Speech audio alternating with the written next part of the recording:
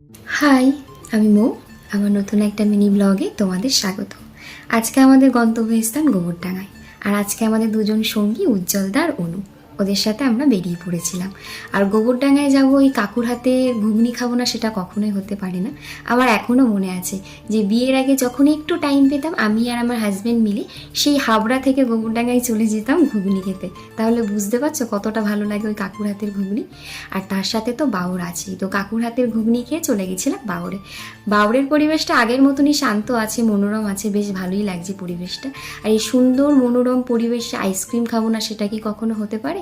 তো যাই হোক, সেখানে বসে একটা আইসক্রিম খেয়ে নিয়েছিলাম আর পরিবেশটা উপভোগ করছিলাম। তাহলে আজ আসি, অন্য কোনো ভিডিওতে তোমাদের সাথে দেখা হবে। টাটা। হাই, আমি মৌ। আমার নতুন একটা মিনি ব্লগে তোমাদের স্বাগত। আজকে আমাদের গন্তব্যস্থান গোবরডাঙ্গায়। আর আজকে আমাদের দুজন সঙ্গী উজ্জ্বলদা আর অনু, ওদের সাথে আমরা বেরিয়ে পড়েছিলাম। আর গোবরডাঙ্গায় যাবো ওই কাকুর হাতে ঘুগনি খাবো না সেটা কখনোই হতে পারে না। আমার এখনও মনে আছে যে বিয়ের আগে যখন একটু টাইম পেতাম আমি আর আমার হাজব্যান্ড মিলে সেই হাবড়া থেকে গোবরডাঙ্গায় চলে যেতাম ঘুগনি খেতে। তাহলে বুঝতে পারছো কতটা ভালো লাগে ওই কাকুর হাতের ঘুগনি। আর তার সাথে তো বাউর আছেই, তো কাকুর হাতের ঘুগনি খেয়ে চলে গেছিলাম বাউরে। বাউরের পরিবেশটা আগের মতনই শান্ত আছে, মনোরম আছে, বেশ ভালোই লাগছে পরিবেশটা। আর এই সুন্দর মনোরম পরিবেশে আইসক্রিম খাবো না সেটা কি কখনো হতে পারে?